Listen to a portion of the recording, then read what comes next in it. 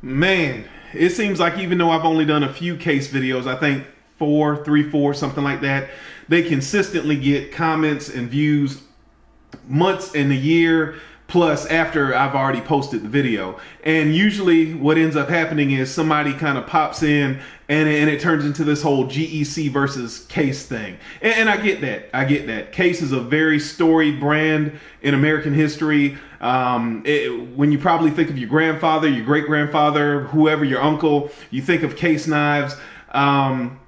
It's just a staple, and it brings back so many memories. And to a lot of people, a pocket knife is a Case knife. Won't doubt that at all. Won't argue that at all. My point is, and always has been, Case is not Case that it used to be.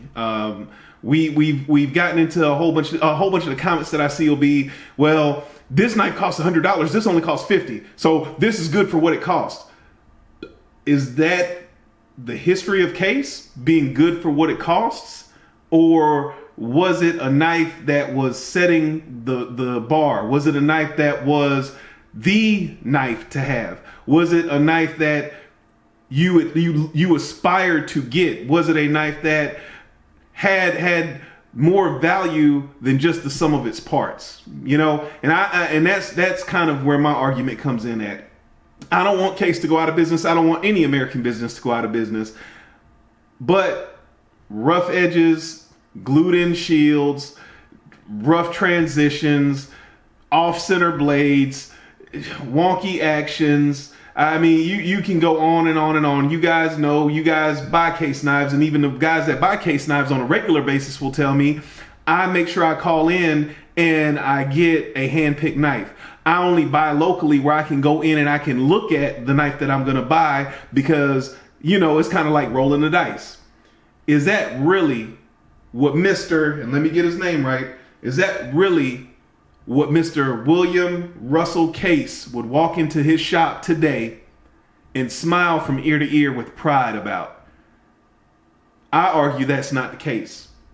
And that's what kind of brought this video up. I've kind of been trying to think of a way to get that point across, that it's not a GEC versus Case thing. This is, would William Russell Case be proud of the knives that are coming out of his factory, or he and his three brothers' factory? So what I thought about after that thought hit my mind, I thought about, well, what is the history of Case? And that immediately took me to YouTube, and that immediately took me to the Case page, where they have a video on the history of Case. And I'm going to read to you guys direct quotes from that video. And you guys tell me if the knife that you're buying, or the knife that you're cherry picking really, matches up to what I'm about to read to you. Straight from Case, the company that produces these knives and gets to create the narrative they want to put forward.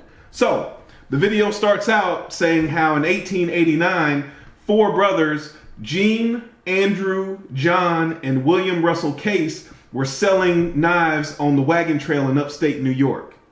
At the 34-second mark, so we're very early into the video, they say, quote unquote, they earned their reputation as innovators in knife making in the US by perfecting heat treatment techniques and pattern design. They set their reputation as innovators. So like I said, Case at one point in time was setting the bar, not only in heat treatment protocols, but also in pattern design. Are we still there? You guys tell me. 44 seconds in, it says, for over a century, Case knives have been a symbol of American craftsmanship. If you guys are telling me that you have to either rely on a return policy or buy it in person, or you cherry pick, you when you order online, you specifically say, give me one that's centered, has a decent grind, you know, blah, blah, blah, blah, X, Y, and Z. Is that what a company that considers themselves for over 100 years being the symbol of American craftsmanship, is that the symbol of American craftsmanship? You guys tell me. Moving on, it says Case has become one of America's most iconic brands. Like I said, I will not argue with anybody. As a matter of fact, and I meant to pull it out, I have one of my deceased uncle's knives, and it's a case knife. It's a sawed buster. The spring's broken and everything. It's all busted up. I need to send it in and hopefully get it fixed up so I can carry it. So again, I don't want to see Case shut down. I don't want to see any American business shut down. However, if you're an iconic brand, I get the love affair with the knife. I get why you want to support the brand, but is supporting a brand that's putting things out that don't live up to what they're even telling you their reputation is that helping the company at all? Is that helping us at all? I'll leave that question to you guys. Moving on, it says, Case knives are handcrafted in Bradford, PA by some of the most skilled cutlers in the business. Again, with the types of edges we're seeing come out of the factory, cutting corners by gluing in shields, etc., etc., etc. Are we really seeing work from some of the most skilled cutlers? And I'm quoting, the most skilled cutlers in the business. You guys tell me. That, by the way, that was at 1 minute and 10 seconds. At 4 minutes and 35 seconds, it says, Case cutlers are among the most skilled in the business. The quality and craftsmanship is evident during knife assembly and fitting operations.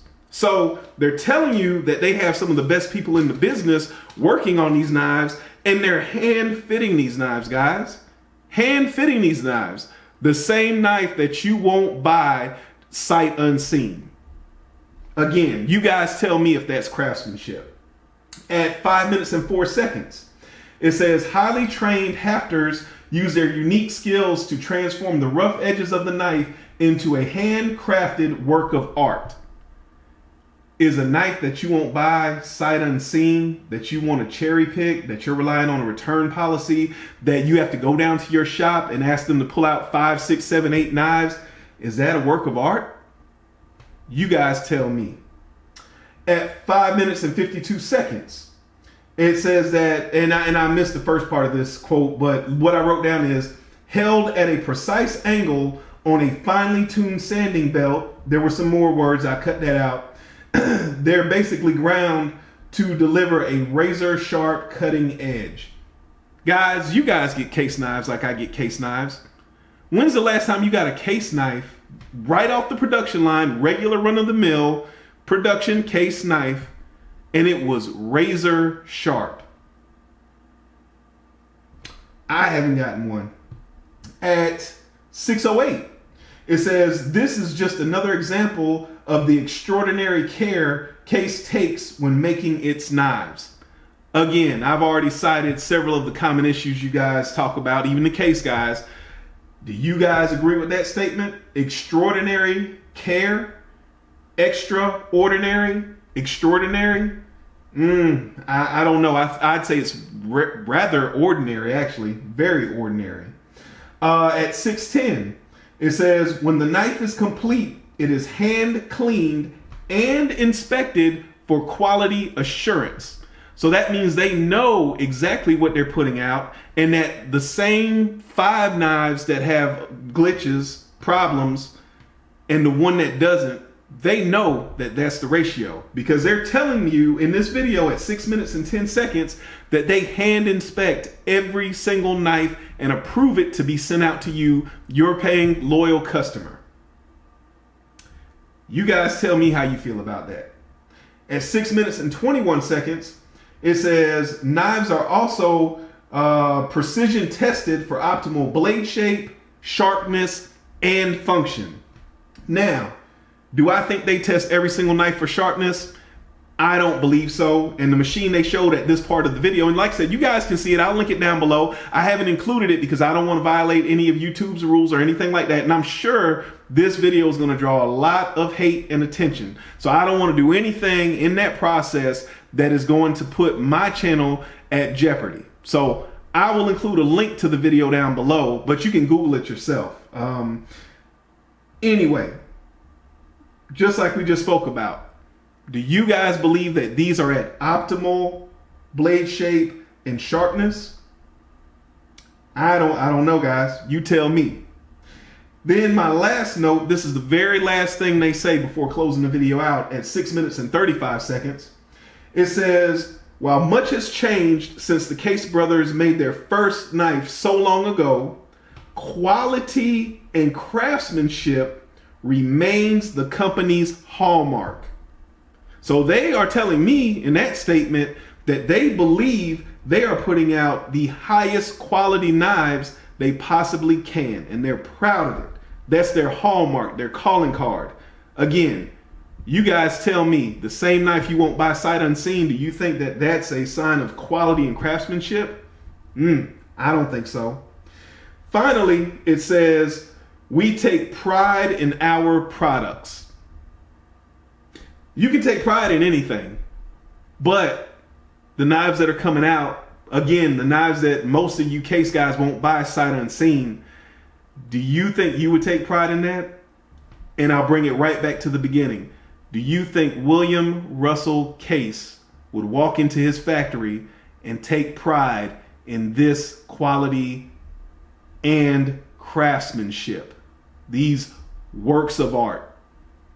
Look forward to your comments, guys. A lazy man carries a dull knife.